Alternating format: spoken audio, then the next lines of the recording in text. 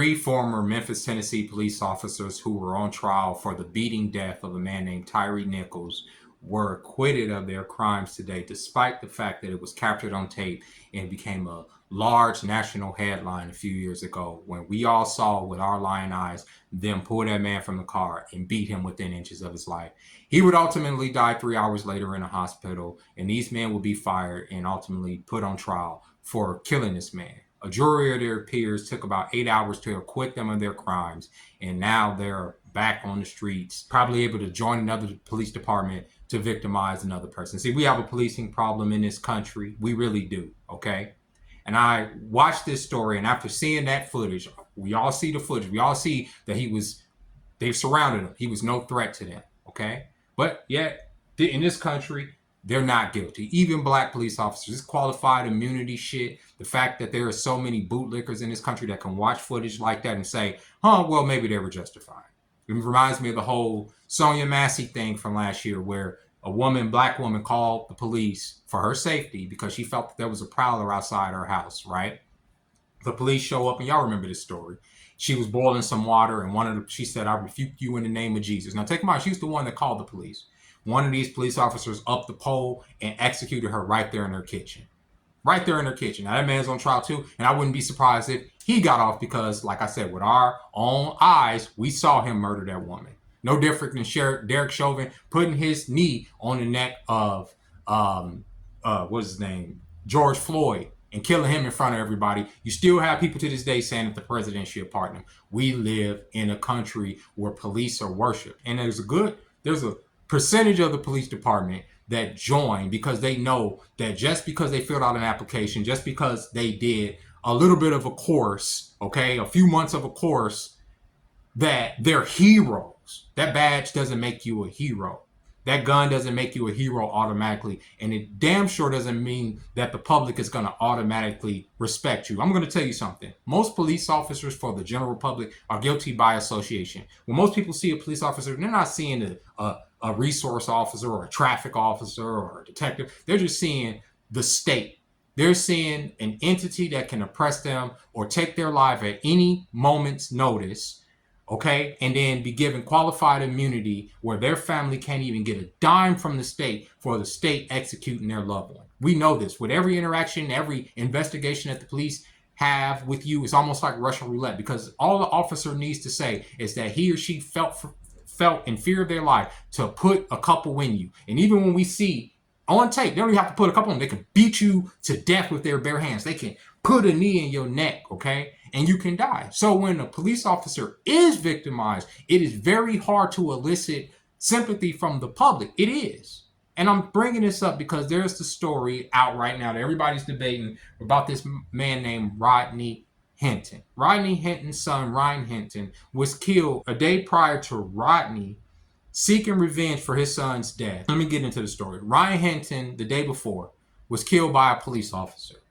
And the footage that they show Ryan jumping out of a car, and apparently he had a gun, and this police officer shot him in the back as he ran between two trash cans. The police officer says that the boy had a gun in his hand, and that when he came from behind the trash can, that he thought he had a gun, so he shot him. And apparently the boy did have a gun on him, and he was in a stolen car. Rodney, obviously enraged. How would you feel if you heard that your kid was killed by a police officer? The first thing you're not going to think is, oh, well, what did he do to get killed? No, you're going to think that these murderous motherfuckers who you've seen a million times on tape kill people for no fucking reason probably took your baby away from you for no goddamn reason. And in his fit of rage, Rodney decided to hop in his car and go after the first person in uniform he saw, a traffic officer performing a traffic stop.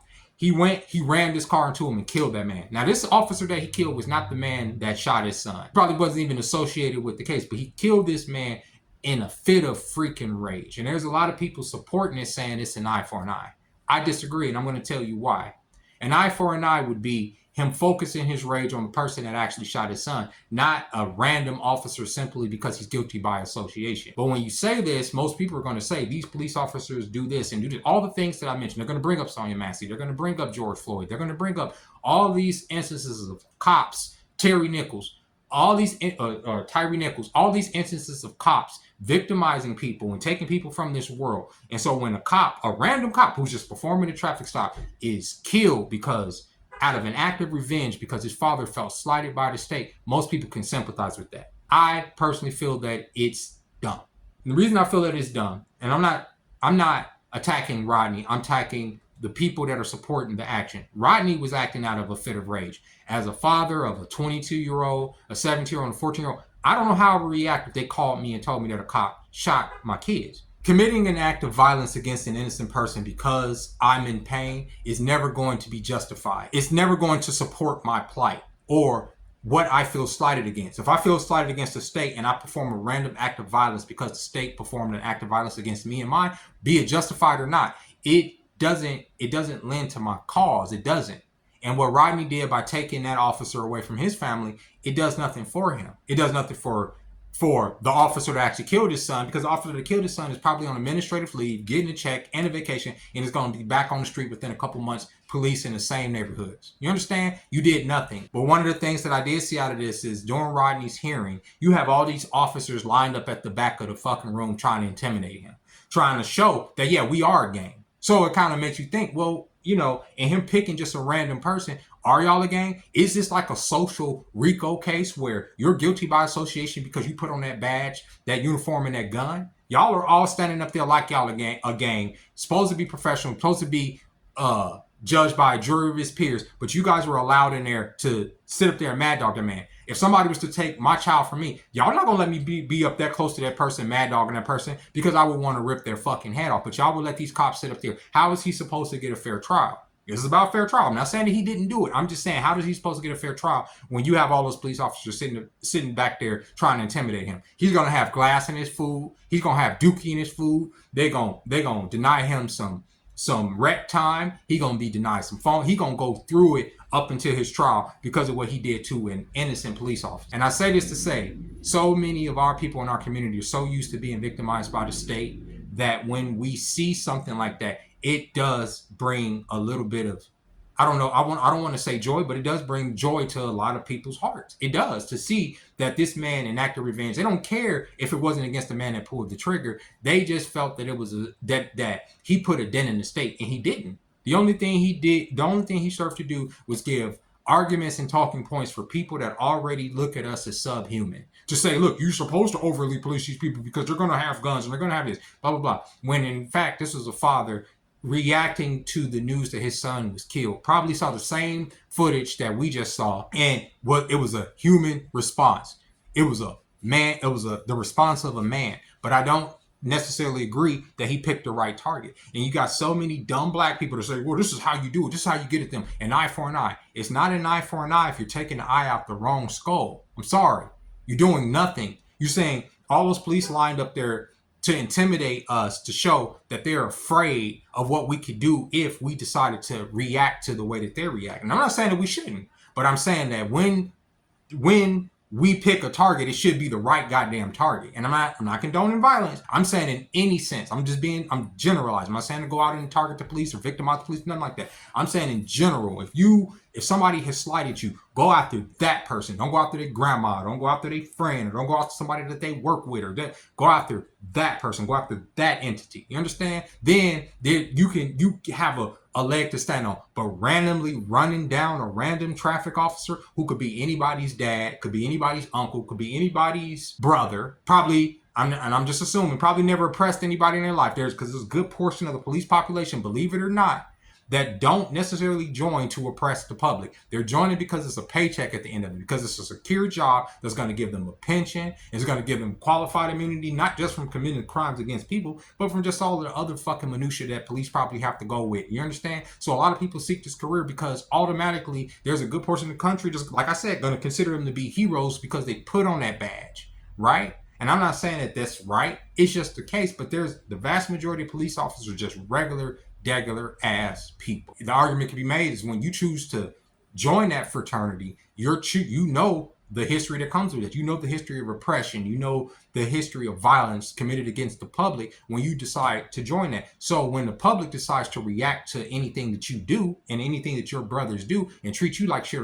with mistrust, you have to expect that as a police officer before you even put on that badge. You have to expect that most people are going to look at you automatically as the oppressor because you can take them out of their lifestyle at any point. You could take them from this world at any point and then be given qualified immunity where their family can't collect a dime from the crime that you committed against them. Anytime you guys investigate and stop somebody to ask questions, a lot of times people anxiety, they have an anxiety attack or some type of anxiety issue because they know that the back of their mind that this can go either way depending on your mood, because all you need to say is that you fear for your life in any given moment to put a few up in me and send me into